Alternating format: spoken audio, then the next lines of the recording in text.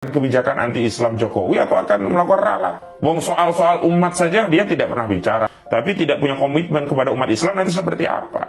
Gini ya, kita ini umat Islam ini sudah sangat sering disakiti sehingga ragu memberikan kepercayaan kepada siapapun. Oleh sebab itu saya mengajak agar para ulama ikut mendinginkan situasi, menyejukkan situasi, meluruskan hal-hal yang saya lihat di bawah kadang-kadang yang namanya politik, itu yang namanya kabar bohong, hoax, fitnah, itu berseliweran di mana ujaran kebencian itu ada dan berseliweran di mana-mana.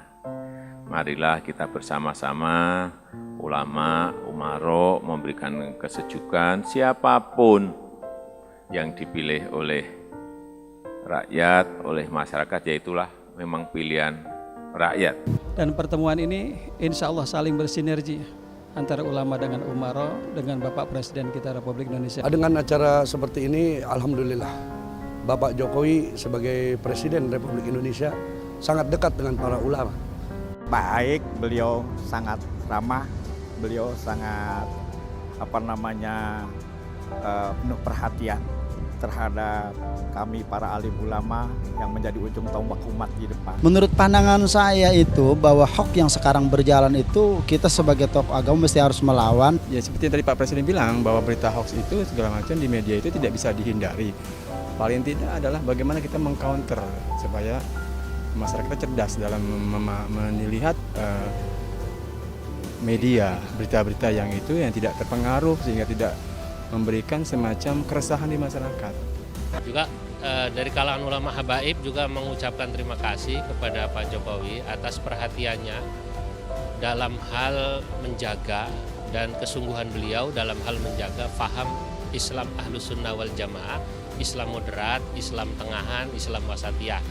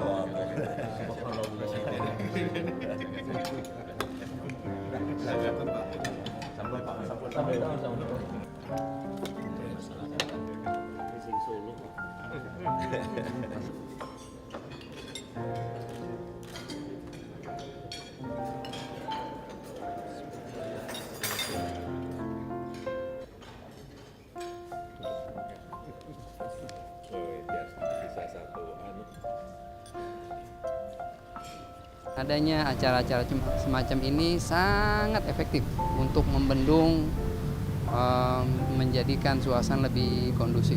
Dan pertemuan ini insya Allah saling bersinergi antara ulama dengan umaro, dengan Bapak Presiden kita Republik Indonesia. Dengan acara seperti ini, alhamdulillah, Bapak Jokowi sebagai Presiden Republik Indonesia sangat dekat dengan para ulama. Sangat luar biasa menyambut hal yang positif ini. Pertemuan ini sangat bernilai, sangat berharga dalam rangka menjaga kondusivitas, dalam rangka menjaga ketenangan umat. Karena selama ini informasi-informasi kita hanya didapat dari media-media sosial yang tidak jelas sumber informasinya. Jadi kami merasa beruntung sekali bisa hadir di kesempatan kali ini. Siang hari ini saya sangat berbahagia sekali, alhamdulillah bisa bersilaturahim dengan para ulama karena saya meyakini bahwa negara kita, Indonesia ini akan semakin besar, semakin kuat apabila ulama dan umaroknya ini beriringan, sering bertemu dan sering bersilaturahim. Dan pada kesempatan yang baik ini saya ingin mengajak kepada kita semuanya bahwa sekarang ini saya mengajak agar para ulama ikut mendinginkan situasi, menyejukkan situasi, meluruskan hal-hal yang saya lihat di bawah kadang-kadang yang namanya politik, itu yang namanya kabar bohong, hoax, fitnah, itu berseliweran di mana ujaran kebencian itu ada dan berseliweran di mana-mana. Marilah kita bersama-sama, ulama, umarok, memberikan kesejukan siapapun yang dipilih oleh rakyat, oleh masyarakat, yaitulah memang pilihan rakyat. Dan itu juga atas kehendak dari Allah Subhanahu wa Ta'ala.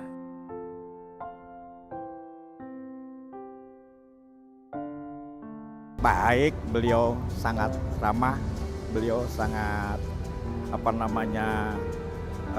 perhatian terhadap kami para alim ulama yang menjadi ujung tombak umat di depan. Ya seneng banget. Aduh, iya ada gitu. Nih.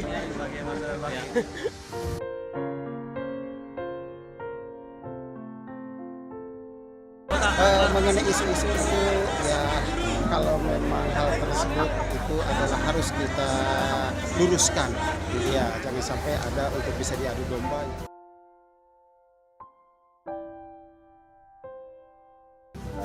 Jadi hoax itu harus diberantas. Bentuk apapun, karena yang namanya gurur tipu daya adalah datangnya dari setan yang pemecah belah bangsa dan negara. Jadi paling tidak ya kita sebagai yang dianggap tokoh masyarakat nanti bisa memberikan penjelasan kepada masyarakat. Termasuk sama-sama jangan cepat gampang percaya dengan berita fitnah, bahkan kalau perlu melakukan klarifikasi atau tabayun atas berita itu. Terlambat lebih baik daripada tidak sama sekali. Bersama bersinergi membangun bangsa dan negara. Insya Allah menjadi barokah buat umat. Ini adalah langkah yang tepat untuk menjaga keutuhan NKRI. Ya, semangat lah Pak. Ya, jalannya untuk menyatukan bangsa Pak. Satu, yang kedua untuk memajukan negara Pak. Jangan ada gesekan, jangan ada perpecahan antar umat, antar bangsa. Makin memperkuat ukhuwah Islamiyah antara para ulama, jauhkan daripada ulama yang hasad dan hasud. Mudah-mudahan dengan adanya pertemuan ulama dan umarok ini bisa membawa keberkahan pada bangsa dan negara Indonesia ini.